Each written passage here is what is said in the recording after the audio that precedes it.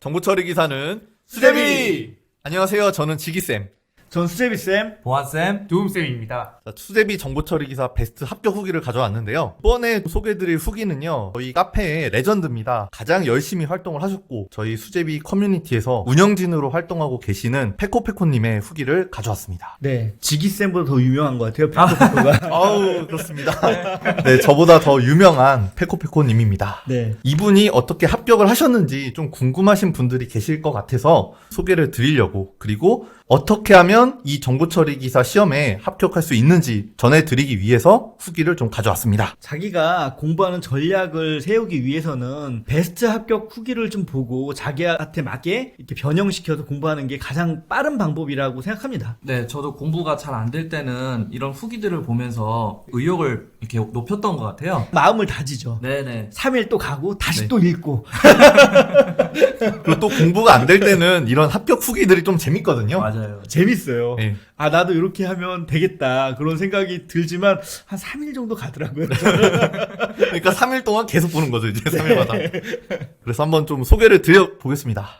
자, 먼저 들어가면서는요, 이분은 고등학교 때부터 어문 계열로 좀 공부를 했던 문돌이시라고 합니다. 비전공자네요. 그렇습니다. 이분은 IT 직종에 있으셨어요. 그래서 전직을 결심한 다음에 어떻게 해야 되지? 하다가 이제 정보처리 기사 공부를 시작하셨죠. IT 계통에서 공부하기 위해서는 정보처리 기사를 좀 기본으로 따두시는 게 좀 유리하잖아요. 그렇습니다. 비전공자를 판단을 하기 위해서는 일종의 좀 가늠자 역할을 한다고 보여져요. 정보처리 기사를 땀으로써 그래도 IT 쪽에 좀 관심이 있는 친구구나, 이런 느낌도 좀 줄 수 있고요. 근데 또 이 바닥에서 일하려면 용어를 잘 알아야 되잖아요. 엔지니어끼리, 그리고 발주처, 그 용역사 이렇게 네. 같이 얘기할 때는 이 바닥 용어들, 네. 그런 용어들을 잘 알아야 되기 때문에 포괄적으로 다루고 있잖아요. 이분 필기 시험을 준비를 하실 때는요, 좀 상황이 특수했습니다. 코로나 때문에 정보처리 기사가 1, 2회가 통합 시행이 됐어요. 2차례가 연기가 됐거든요. 그리고 이제 처음 교재를 선택할 때는 수제비 교재를 선택을 했는데 왜 그랬냐 하면은 비전공자가 알기 쉽게 만든 책이라는 표현에서 좀 꽂히셨다고 합니다. 네, 이 수제비의 의미가 수험자 입장에서 제대로 쓴 비법서잖아요. 네네. 네, 그 의미를 바로 캐치를 하셨네요. 네, 그렇습니다. 그래서 두 권으로 좀 분권돼 있는 것도 선택에 영향을 주셨다고 하고요. 공부를 어떻게 하셨냐면 지식형 문제에 대해서는 두음쌤 PDF를 좀 활용을 해서 내재를 하셨다고 해요. 계속 반복하면서. 그리고 두음쌤 기반으로 자기 나름대로의 OX 퀴즈를 만들었습니다. 그래서 페코페코 예상문제 게시판을 보시면 이 OX 퀴즈가 이렇게 다 올라가 있어요. 맞아요. 그래서 많은 분들이 이걸 또 보시면서 리마인드도 하시고 도움이 많이 되셨다고 합니다. 또한 저희가 제공해드리는 이 수제비 족보와 데일리 문제를 통해서 많은 도움을 얻으셨다고 합니다.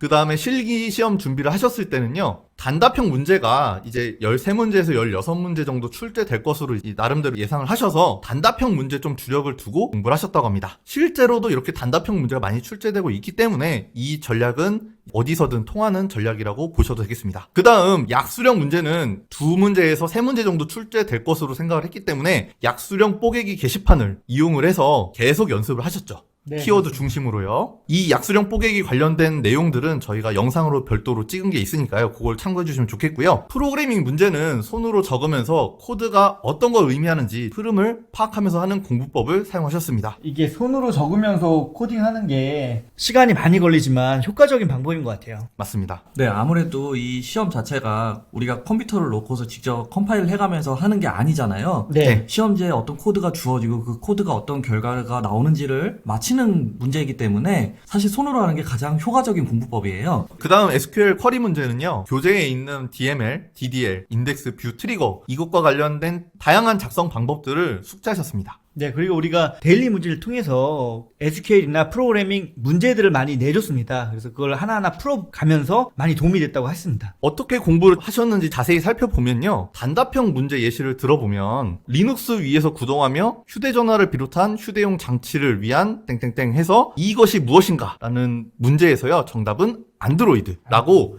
출제될 만한 개념들을 단어장처럼 만들어 놓고 반복해서 보셨다고 합니다. 이렇게 만들어서 카페에 올려놓고 본인도 풀어보고 다른 이제 수험생들도 풀어볼 수 있도록 이렇게 도움을 주셨어요. 그래서 이렇게 단답형 형태로 파이널 모의고사 형태로 내주셨는데요. 이게 조회수가 아까 보니까 한 37,000 정도 되더라고요. 와, 대단한데요? 어마어마해요. 네. 예, 가장 많은 조회수를 기록한 내용인데요. 이것들도 한번 보시면 좋겠습니다. 그리고 교재 후면에 인덱스를 하나하나 지어가면서 문제를 만들었고요. 카페에 업로드를 해서 많은 수험생들과 정보를 공유하셨습니다. 교재에 있는 인덱스에 나와 있는 토픽들이 단답형이 될 수도 있고 그렇죠. 그게 약술형 문제가 될 수 있잖아요. 네. 그것들을 보고서 자기가 추린 거죠. 그리고 남을 가르치는 공부가 최고의 공부라고 하잖아요. 그걸 실천하신 것 같아요. 그쵸, 교학상장이라고 하죠. 제가 네. 좋아하는 말 중에 하나입니다. 한자어로 잘 쓰시네요. 아, 저는 명심 보감을 통해서 한자 공부를 많이 했기 때문에 네, 이런 사자성어 좋아합니다.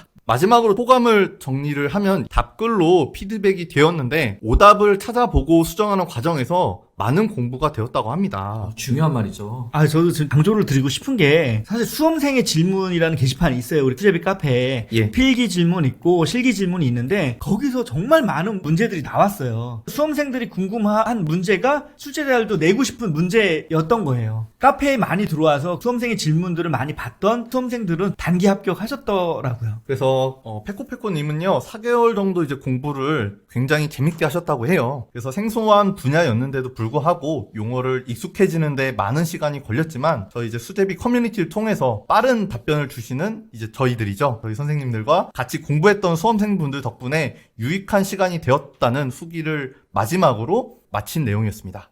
네, 오늘 합격 후기는 여기까지 살펴보겠고요. 다음에는 다른 합격 후기로 찾아뵙도록 하겠습니다.